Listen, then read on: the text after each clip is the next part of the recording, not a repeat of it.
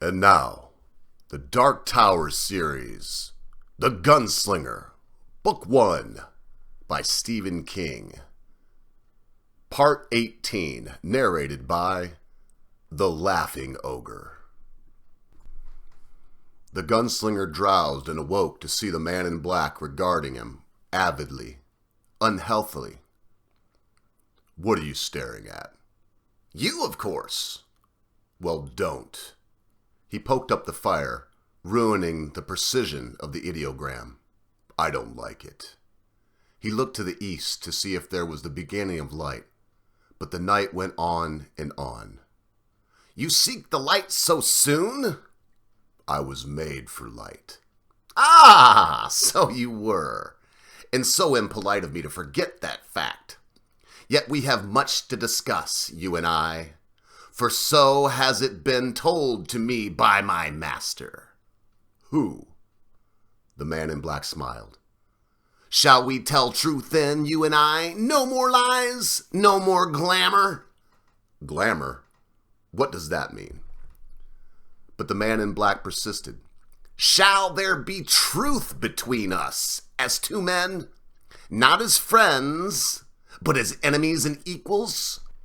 There's an offer you'll rarely get, Roland. Only enemies speak the truth. Friends and lovers lie endlessly, caught in the web of duty." "Then we'll speak the truth." He had never spoken less on this night.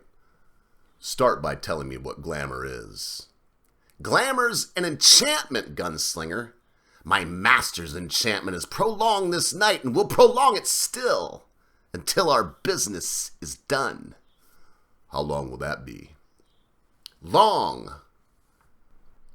I can tell you no better. I do not know myself." The man in black stood over the fire, and the glowing embers made patterns on his face. "Ask. I will tell you what I know. You have caught me. It's only fair. I did not think you would. Yet your quest has only begun. Ask. It will lead us to business soon enough." "Who is your master?" "I have never seen him, but you must. In order to reach the tower, you must reach this one first, the ageless stranger." The man in black smiled spitelessly. "You must slay him, Gunslinger, yet I think it is not what you wished to ask." "If you've never seen him, how do you know him?" "He came to me once in a dream. As a stripling he came to me, when I lived in a fair land 1,000 years ago, or 5 or 10. He came to me in days before the old ones had yet to cross the sea, in a land called England. A sheaf of centuries ago, he imbued me with my duty, although there were errands in between my youth and my apotheosis. You are that, Gunslinger. You see, someone has taken you seriously." "This stranger has no name." "Oh, he's named." "And what is his name?" "Merlin," the man in black said softly, and somewhere in the easterly darkness where the mountains lay, a rock slide punctuated his words, and a puma screamed like a woman. The gunslinger shivered, and the man in black flinched. "Yet I do not think that is what you wish to ask either. It is not your nature to think so far ahead." The gunslinger knew the question. It had gnawed him all this night, and he thought, for years before. It trembled on his lips, but he didn't ask it. Not yet. "This stranger, this Merlin, is a minion of the tower, like yourself?"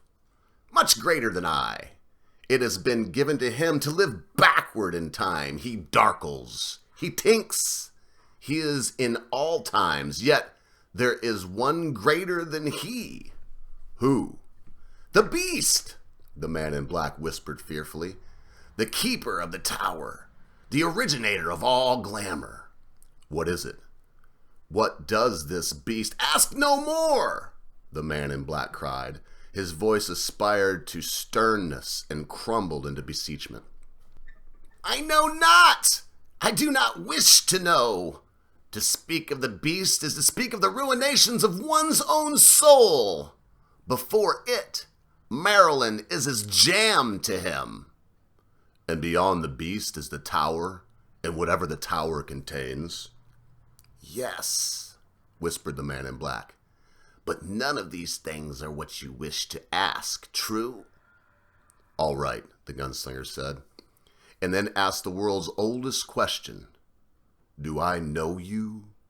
Have I seen you somewhere before? Yes.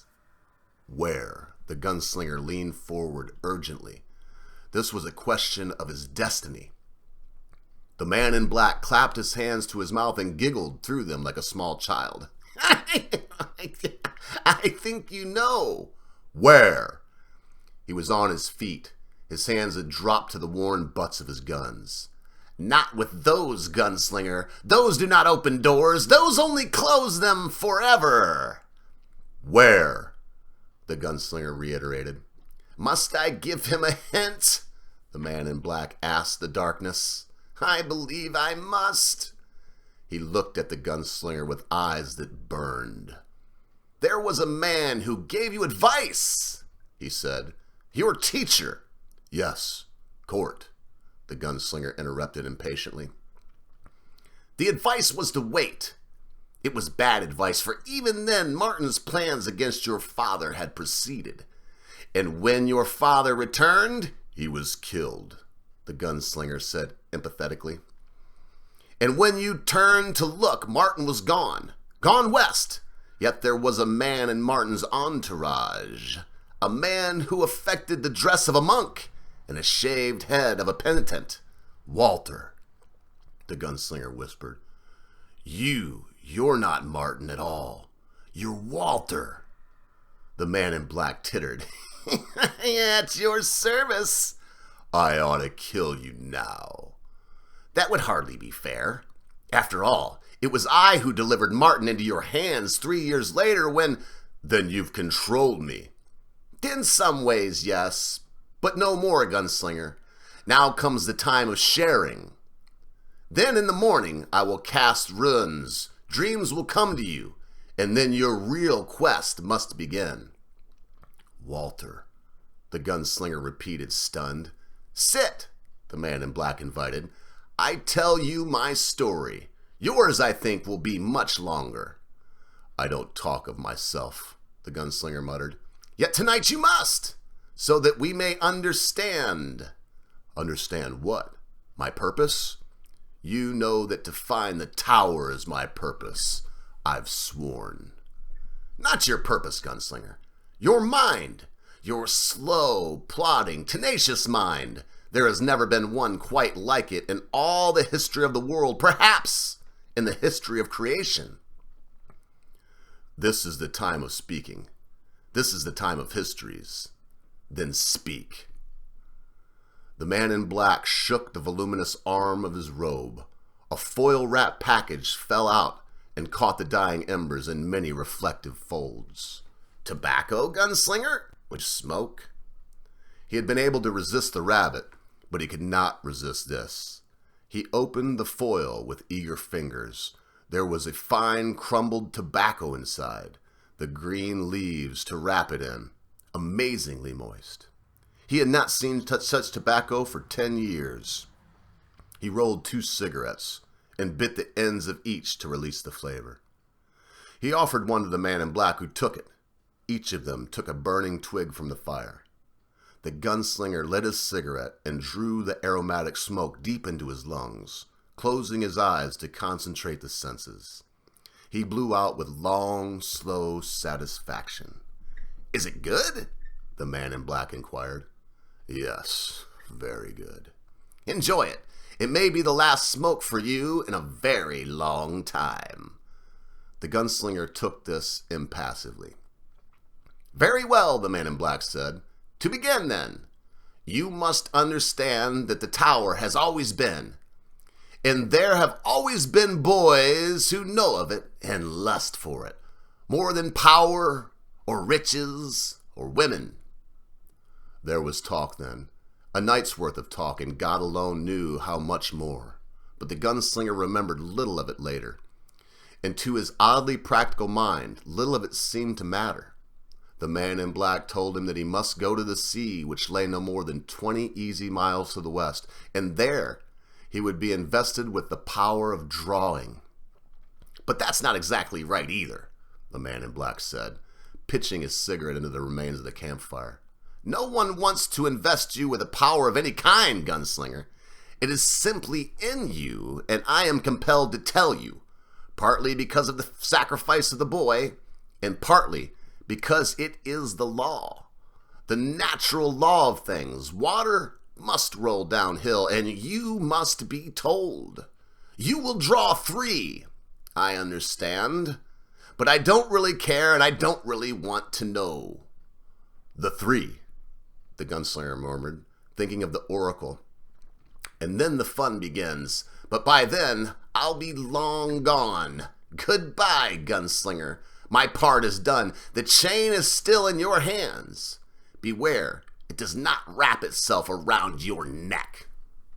Compelled by something outside of him, Roland said, You have one more thing to say, don't you?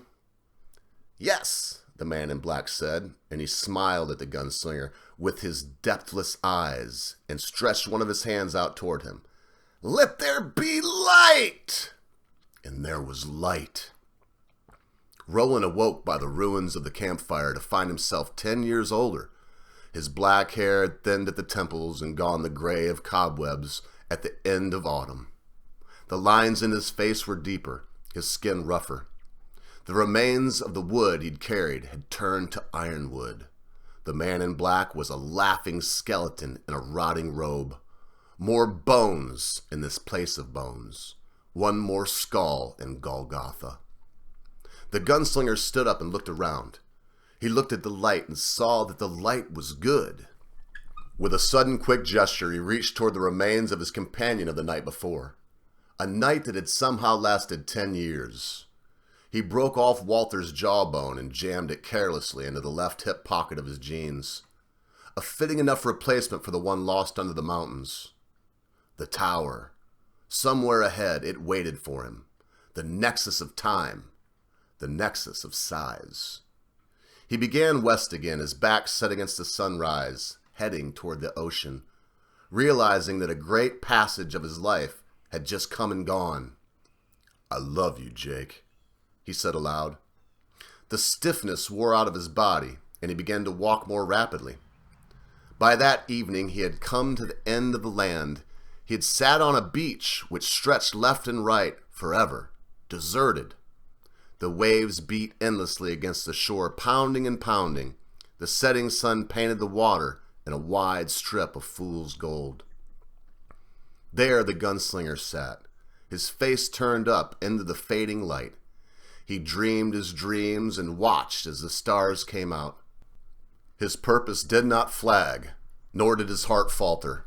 His hair, finer now and gray, blew around his head, and the sandalwood inlaid guns of his father lay smooth and deadly against his hips.